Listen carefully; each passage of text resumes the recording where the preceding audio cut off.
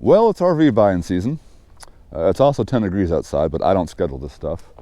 But if you happen to be going to the RV shows or just thinking about buying an RV, I thought I would share my family's experience of buying a small teardrop trailer about 7 years ago. Now, like I said, we are not affiliated with this company. I don't get paid for any of this. This is just my experience and the long personal debate I had with myself as to why I went with a small camper instead of a giant apartment on wheels, and the pros and cons of that decision. And so first off, if you're planning to live in a trailer, you can just disregard this entire video. This does not apply to people who are living in trailers.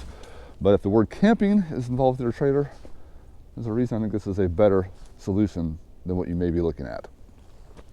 For starters, what are the pros and cons? First off, big camper trailers, the RVs that we're used to, they are expensive.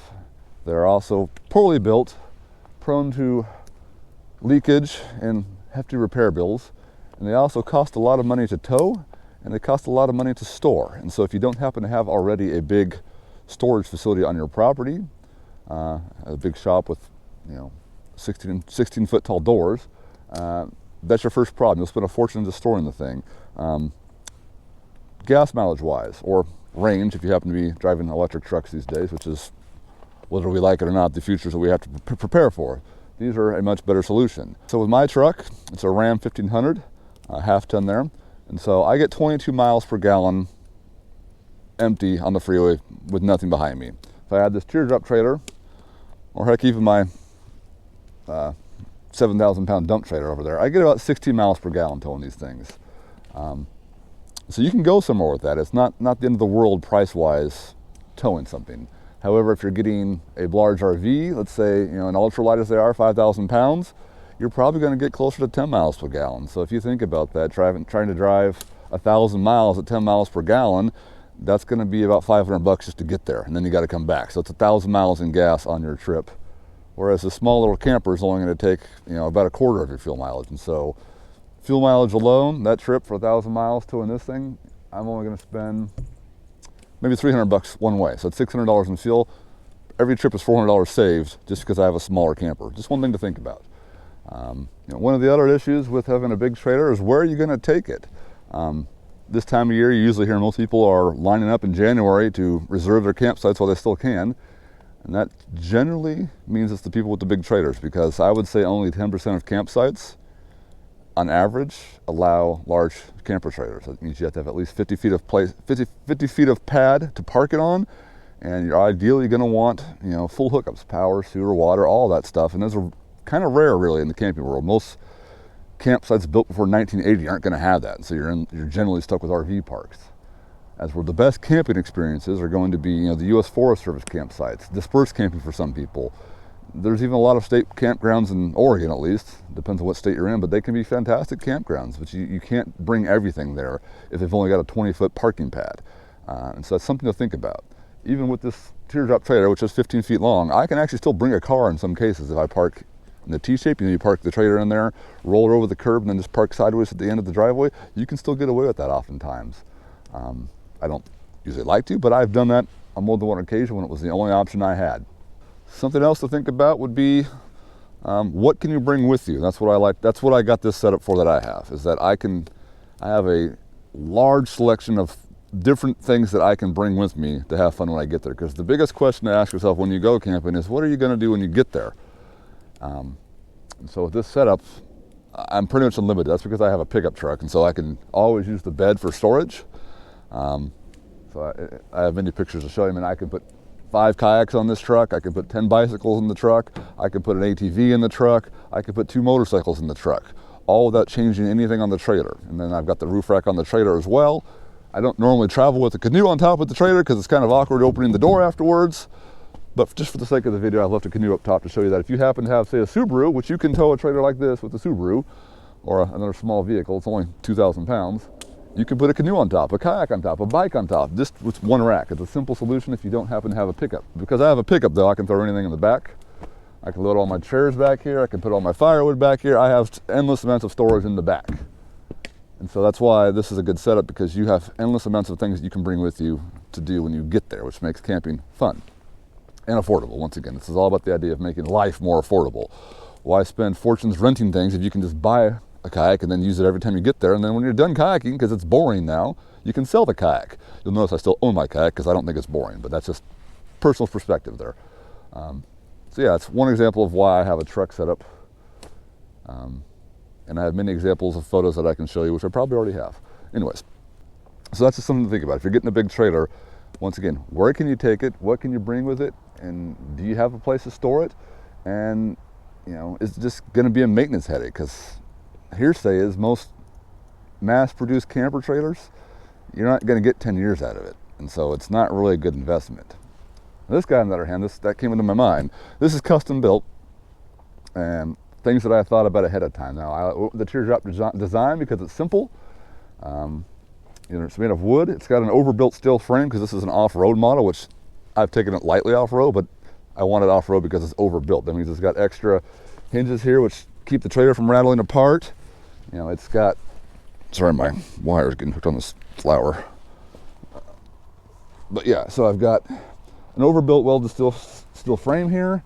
This thing weighs over 2,000 pounds. And that's half the weight of an ultralight trailer, even though this is a quarter the size.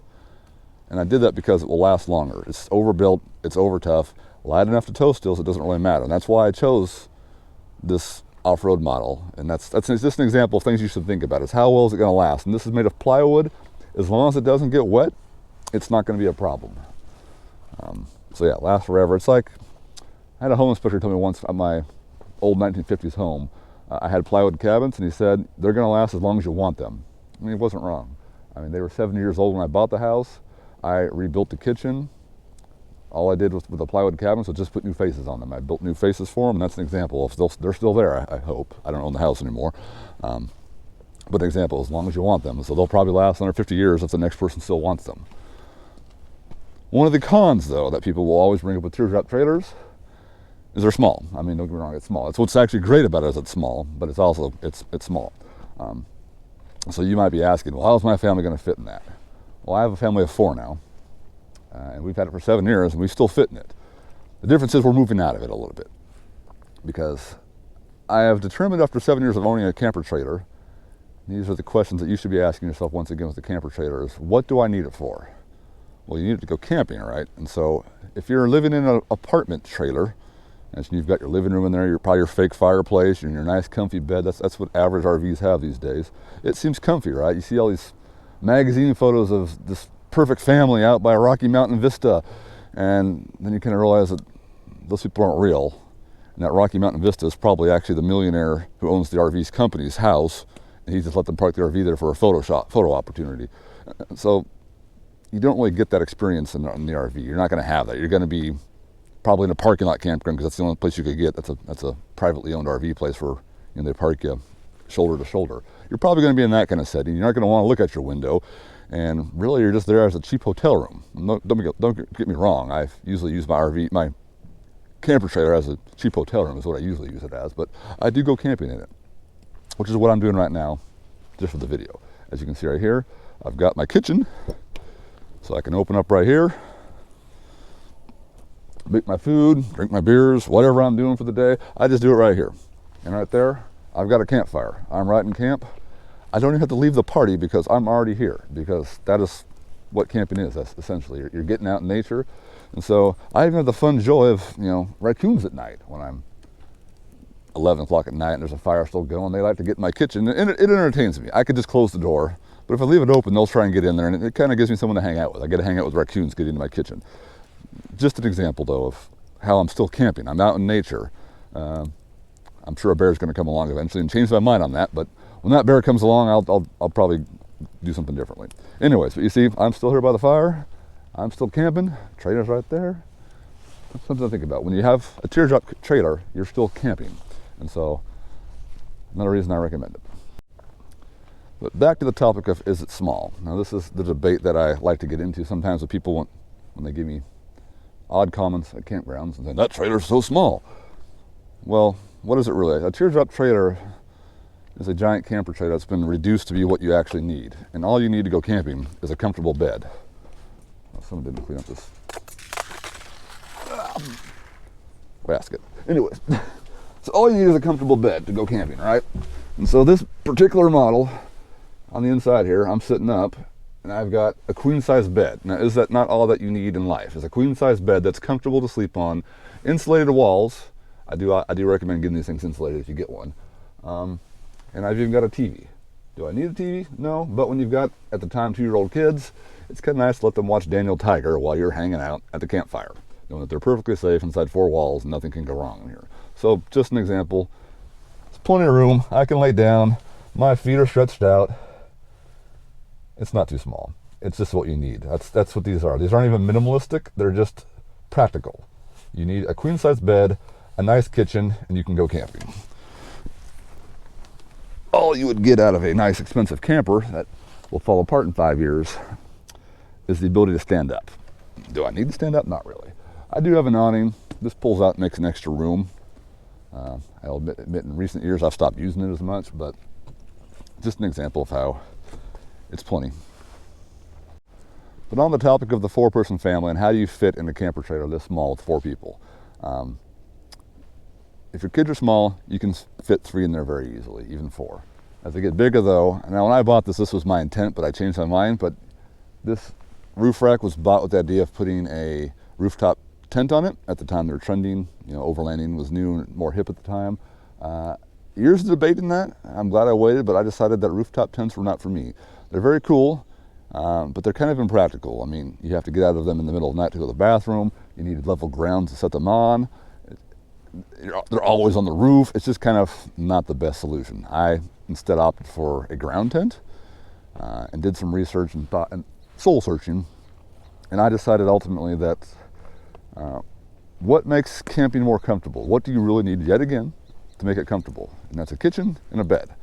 And so I went out and looked for what I would call a more comfortable camp bed. Now, obviously air mattresses deflate overnight if you buy a cheap one, but in my case I went to REI, I'll just admit that, and I bought some very nice backpacking, actually not even backpacking there, but nice sleeping pads, $200 range, and I'll admit I've slept on them several times. I even use them motor camping, and they are worth the investment if you just get a nice comfortable sleeping bag, 15-degree sleeping bags, and a nice mattress, because they are insulated. They come with insulating ratings. I think the one I got was they call it the Dream Sleep or something like that.